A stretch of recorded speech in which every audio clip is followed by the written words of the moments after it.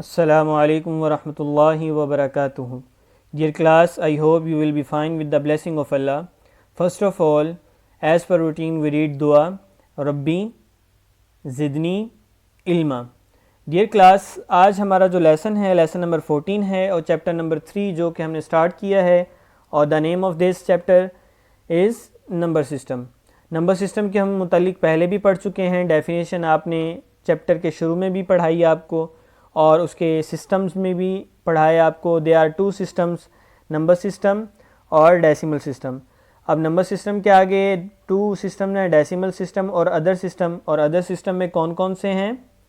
Yes, base 2, base 5 और base octa यानी कि 8। तो डियर क्लास, आज हम अपनी बुक का काम का आगाज़ करेंगे और आज हम एक नई चीज़ सीखने की तरफ जा रहे हैं कि अगर आपको बेस 2 में, बेस 5 में, बेस 8 में आपको सम दिए जाएं यानी कि क्वेश्चंस दिए जाएं तो उनको प्लस माइनस मल्टीप्लाई कैसे करेंगे। तो डियर क्लास, आज हम पहले अपने इस लेसन में सम करना सीखेंगे और बहुत ही आसान है, मुश्किल टॉपिक नहीं है ये, बिल्कुल आसान। तसल्ली रखिए, दिल बड़ा कीजिए और अपने आप के अंदर हौसला पैदा कीजिए और इस काम को सीखने की कोशिश करें। तो एक एग्जांपल आपके सामने मैं करता हूँ, तो इसी तरह से आपने इसको हल करना होगा। बाकी जो सम होंगे नोटबुक के वो भी वो भी आप ऐसे ही हल करेंगे। तो देखें, एक मिसाल है, उसने कहा फाइंड द सम, जमा कीजिए 111 बेस 2 एंड 10 बेस 2।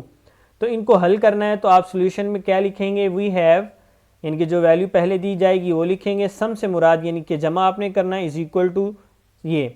अब उसने इसको हल करने के बाद इसका आंसर लिख दिया। अब आप कैसे करेंगे? सबसे पहले आप अपनी जो भी सम दिया जाएगा उसको आप पहली वैल्यू को वैसे ही लिखेंगे और दूसरी वैल्यू को आप राइट साइड से यूनिट प्लेस से लिखना शुरू करेंगे। यानी कि जो पहला नंबर होगा उसके नीचे पहला नंबर, फिर उसके बाद आगे दूसरा नंबर है उसको दूसरे नंबर के नीचे लिखेंगे और बेस 2 लगा के प्लस का साइन लगा देंगे। आम रूटीन में जिस तरह हम प्लस करते हैं वैसे ही प्लस करना है, इसको कोई नई बात नहीं है। सिर्फ एक चीज़ जो हम पीछे भी सीख चुके हैं बाइनरी ऑपरेशन में और बेस 5 में और ऑक्टा में यानी कि बेस 8 में, उसी तरह से हम इसको हल करेंगे जिस तरह हम डेसिमल सिस्टम को बेस 2 सिस्टम में चेंज करते थे। उसी मिसाल के मुताबिक, उन्हीं सवालों के मुताबिक हम इनको हल करने की कोशिश करेंगे। तो देखिए, यूनिट प्लेस से हम प्लस करना शुरू करते हैं। 1 में 0 को ऐड करेंगे तो आंसर हमारे पास कॉमन सा हर इंसान जानता आंसर क्या आएगा? 1। Very good class. अब देखिए 1 + 1 कितना हो गया? 2। अब बाइनरी ऑपरेशन में हमने पढ़ा था कि इसमें सिर्फ दो नंबर हैं, 0 और 1।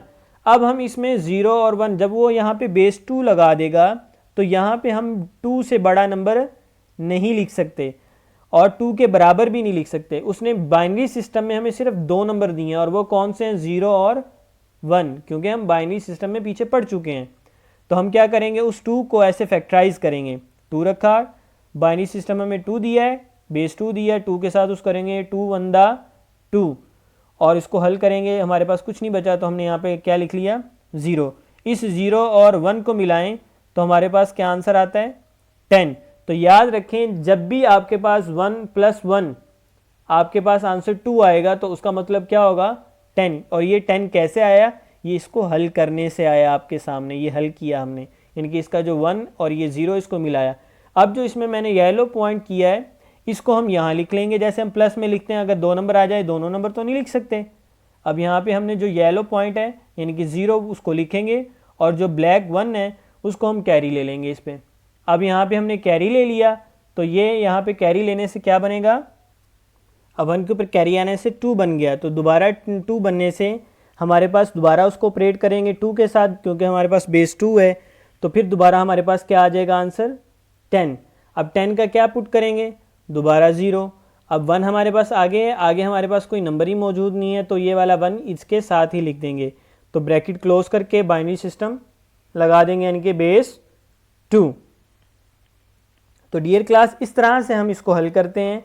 यानी कि हमारे पास अगर आंसर ज़्यादा आ जाए तो उसको किस तरह ऑपरेट किया जाता है? यूँ ऑपरेट करके उसका राइट साइड का जो डिजिट है वहाँ लिख देते हैं और 1 या 2 जो भी आए कैरी ले लेते हैं। एक नेक्स्ट एग्जांपल में देखते हैं डियर क्लास।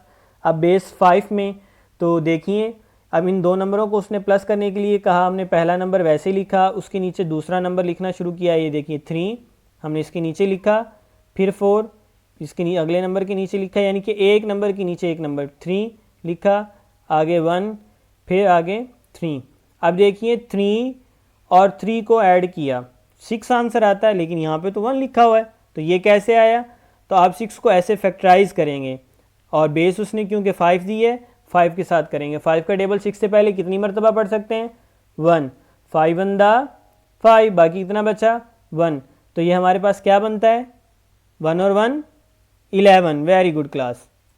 अब 1 था जो हमारे पास ये येलो वाला, ये हम यहाँ पे लगा देंगे और जो ब्लैक वाला 1 है वो आगे कैरी चला जाएगा।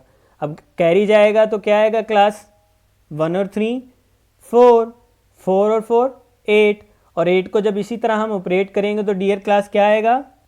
तो डियर क्लास देखिए ये 8 को हमने ऑपरेट किया, 5 1 5, और बाकी कितना बच गया 8 में से? 3, वो हमने यहाँ पे लिख दिया।